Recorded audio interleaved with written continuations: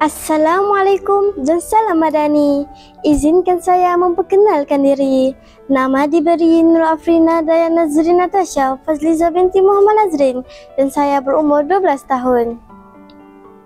Saya belajar di Sekolah Kebangsaan Seri Tumpak 2. Kod sekolah saya ialah DBA 6357. Hobi saya pada masa lapang ialah membaca buku supaya dapat menjadi orang yang berilmu dan berjaya. Saya bercita-cita ingin menjadi seorang guru agar dapat berbakti kepada masyarakat dan negara. Dalam video ini, saya berasa amat teruja untuk berkongsi sebuah buku yang telah saya baca, iaitu buku yang berjudul Nabi Lut alaihissalam, Malaikat Menjadi Tetamu. Buku ini mengandungi 16 muka surat. Buku ini ditulis oleh Nur Azlin Japar. Buku ini diterbitkan oleh Pustaka Azhar pada tahun 2013. Harga buku ini ialah RM6 yang mampu dibeli oleh semua golongan. Di dalam buku ini terdapat banyak isi menarik, jadi ayo kita dengarkan.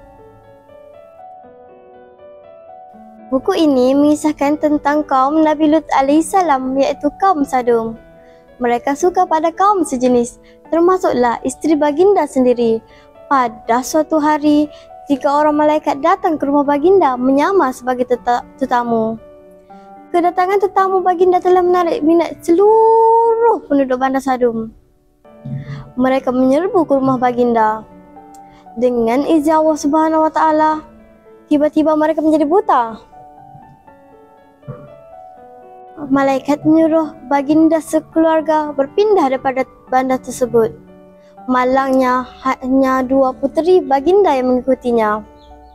Keesokan harinya berlaku gempa bumi amat dahsyat. Bumi diterbalikkan menjadi tasik.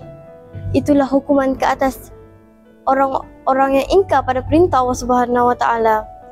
Pengajaran daripada cerita ini ialah kita mestilah patuh dan taat kepada perintah Allah Subhanahu Wa Taala dan tinggalkan segala larangannya. Sekian, terima kasih.